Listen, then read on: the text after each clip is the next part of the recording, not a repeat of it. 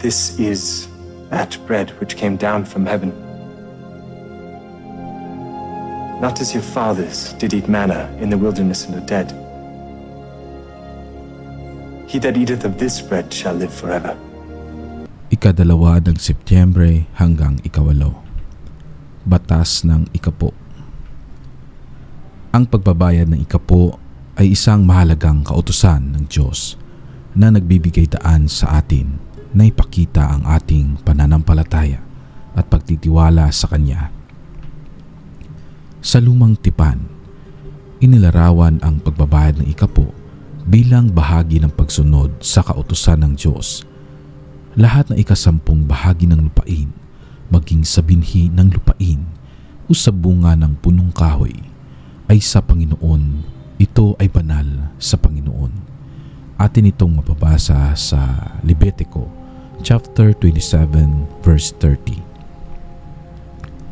Sa bagong tipan, itinuro ni Jesus ang halaga ng ikapo at iba pang aspeto ng pagiging matapat na nagsasabing, "Ngunit sa aba ninyo, mga Pariseyo, sapagkat ibinigay ninyo ang 10 bahagi ng yerbebuena, ruda at bawat uri ng gulay, ngunit inyong pinababayaan ang katarungan at ang pag-ibig ng Diyos.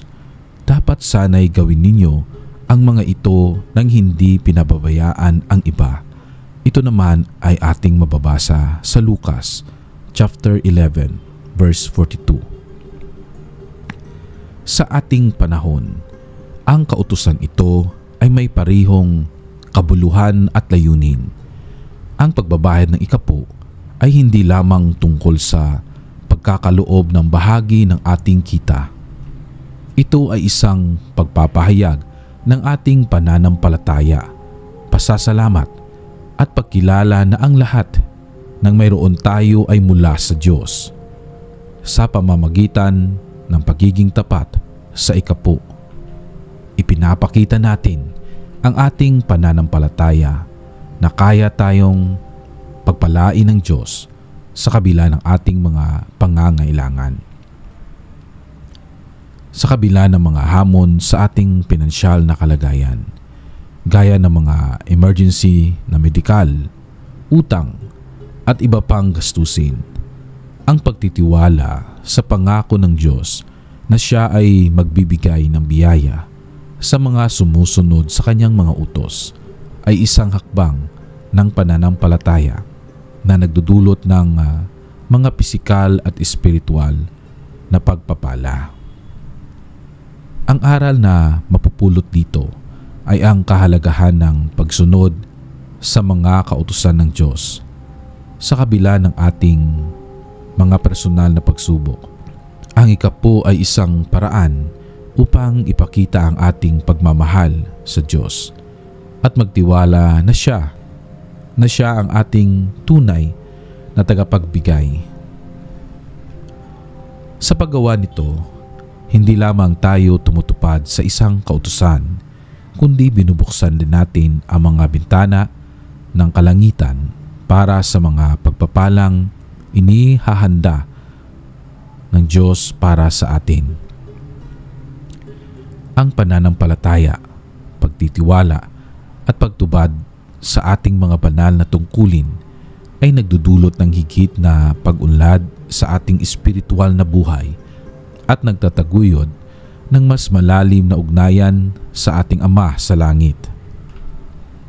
Ang pagbabayad ng ikapo ay maraming benepisyo, kapwa espiritual at temporal na aspeto ng buhay. Sa pagbibigay ng ikapo, ipinapakita natin na inuuna natin ang Diyos sa ating buhay at kinikilala na Siya ang pinagmumula ng lahat ng ating mga pagpapala. Ayon sa Aklat ni Mormon, ang Kanyang salita ay tiyak na matutupad sapagkat sa Kanyang mga salita ay nanganganlong ang mga tao sa pag-asa.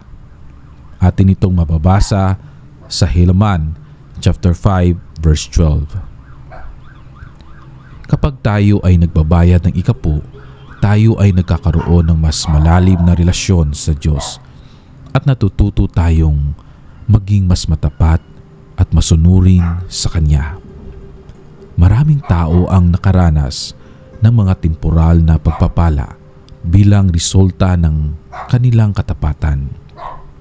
Ayon sa aklat ng Malakiyas, ipinangako ng Diyos na bubuksan niya ang mga bintana ng langit at ibubuhos niya ang isang pagpapala na walang sapat na silid upang tanggapin ito. Ang mga pagpapalang ito ay maaaring dumating sa iba't ibang anyo tulad ng pinansyal na katiyakan, magandang kalusugan at iba pang mga material na pagpapala na nagbibigay ng kaginawaan sa buhay. Ang mga pondo mula sa ikapo ay ginagamit upang suportahan ang gawain ng simbahan, kabilang ang pagtatayo at pagpapanatili ng mga templo at gusali ng simbahan, pagtulong sa mga nangangailangan at pagsuporta sa mga programang pangmisyonaryo. Sa pamamagitan ng pagbabayad ng ikapo, nakikibahagi tayo sa pag-unlad ng gawain ng Diyos sa mundo at tumutulong sa iba na makaranas ng mga pagpapala ng Ebanghelyo. Ang pagbabayad ng ikapo, lalo na sa mga pagkakataong ito, ay maaaring maging mahirap. Nagdudulot ng paglago sa ating pananampalataya at pagtitiwala sa Diyos. Natututo tayong umasa sa Kanyang mga pangako at kinikilala natin ang Kanyang kapangyarihan na magbigay para sa atin sa lahat ng panahon. Ito rin ay isang pagsasanay sa disiplina at pagpakumbaba. Dahil tinutulungan tayo nitong maging handa na isakripisyo ang isang bahagi ng ating kita para sa isang mas mataas na layunin. Ang pagbabayad ng ikapo ay nag-uudyok sa atin na maging mas maingat at mas disiplinado sa ating pananalapi. Kapag tayo ay nagbabayad ng ikapo, natututo tayong unahin ang mga bagay na espiritual at temporal na mahalaga na maaaring humantong sa mas mabuting pamamahala ng ating mga yaman at pagkakaroon ng kalayaan mula sa utang. Ang prinsipyong ipinapakita sa talata ay sumasalamin sa konsepto ng pagsunod sa mga utos ng Diyos upang makatanggap ng Kanyang mga pagpapala na makikita sa parehong lumang tipan at bagong tipan. Sa lumang tipan, sinasabi sa Deuteronomio chapter 28 verse 1 to 2, "At mangyayaring kung iyong didinggin ng buong sikap ang tinig ng Panginoon mong Diyos upang ingatan na gawin ang lahat niyang mga utos na aking inuutos sa iyo sa araw na ito, ay ibibigay sa iyo ng Panginoon mong Diyos ang kataasan sa lahat ng mga bansa sa lupa, at ang lahat ng mga pagpapalang ito ay darating sa iyo at aabot sa iyo kung iyong dininggin ang tinig ng Panginoon mong Diyos." Ipinapakita na ang talatang ito na ang pagsunod sa mga kautusan ng Diyos ay nagbubunga ng mga pagpapala. Sa bagong tipan, tinuturo rin ni Jesus ang kahalagahan ng pagsunod sa mga utos. Ayon sa 1 chapter 14 verse 15, sinabi ni Jesus, "Kung ako'y inyong iniibig, ay tutuparin ninyo ang aking mga utos." Ipinapakita nito na ang pagsunod sa mga utos ay isang pagpapahayag ng ating pagmamahal at pananampalataya sa Diyos. Ang pagsunod sa batas ng ikapo ay isang halimbawa ng pag-asa sa mga pangako ng Diyos, kahit na maaaring ito ay maging mahirap dahil sa mga pinansyal na hamon. Sa ating panahon, maraming mga tao ang nahaharap sa mga pagsubok tulad ng kawalan ng trabaho, mataas na gastusin at iba pang mga hamon sa pananalapi. Ngunit, sa kabila ng mga ito, ang pagbibigay prioridad sa Diyos sa pamamagitan ng pagbabayad ng ikapo ay isang hakbang ng pananampalataya na nagpapakita ng ating pagtitiwala sa Kanya. Ang aral na mapupulot natin dito ay ang pagsunod sa mga kautusan ng Diyos.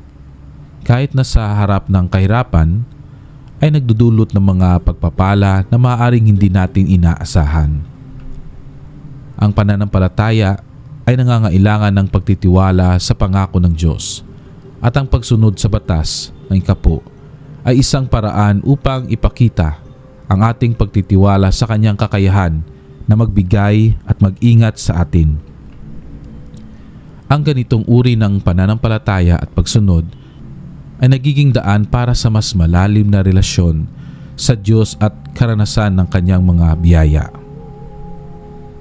Kapag nagbibigay tayo ng ikapo, ipinangako ng Diyos na tayo ay pagpapalain ng higit pa sa inaasahan natin, kapwa sa temporal at espiritual na aspeto ng ating buhay.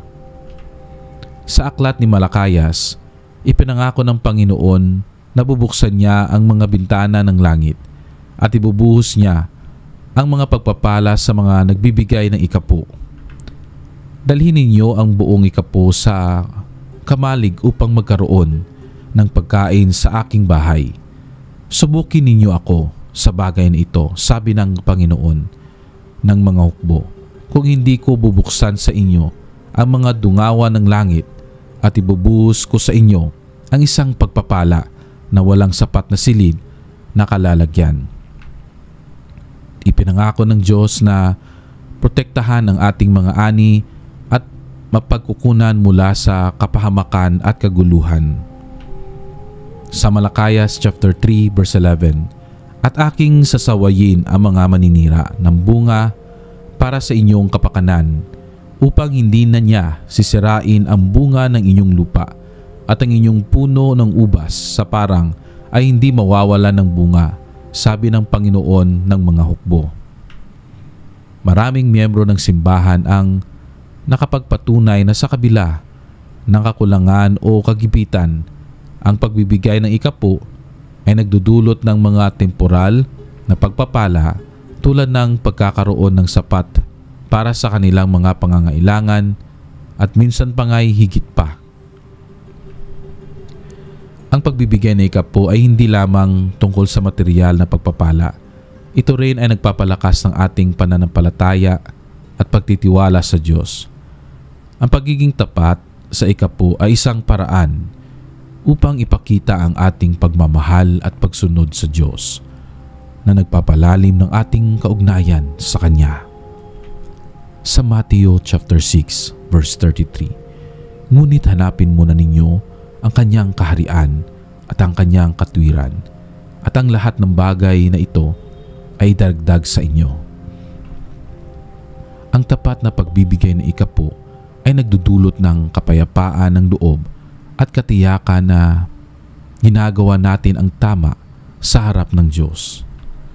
Ipinapakita nito na inuuna natin ang Diyos sa ating buhay at sinusunod ang Kanyang mga utos na nagdudulot ng espiritual na kasiguraduhan at lakas. Ang pagiging masunurin sa batas ng ikapo ay isa ring paghahanda para sa ating walang hanggang buhay. Ito ay nagpapakita ng ating pananampalataya at dedikasyon sa mga prinsipyo ng Ebanghelyo na nagbibigay daan sa atin upang maging karapat-dapat sa higit pang mga pagpapala sa buhay na darating. Ang lahat ng mga biyayang ito ay pinapakita na ang pagbibigay ng ikapo ay isang paraan upang maipakita ang ating pagmamahal sa Diyos at pagtitiwala sa Kanyang mga pangako. Sa pagsunod sa batas ng ikapo, hindi lamang tayo pagpapalain sa temporal na aspeto, kundi pati na rin sa espiritual na magdadala sa atin ng mas malapit sa Diyos at sa Kanyang plano para sa ating kaligtasan. Ito ang batas na ikapo. My dear brothers and sisters, maraming salamat sa pagsama ngayon. Gusto ko pong malaman ninyo na mahal po tayo ng ating Diyos magpakailanman. Ay ito'y aking iniwan sa pangalan ng kanyang anak na si Jesucristo. Amen.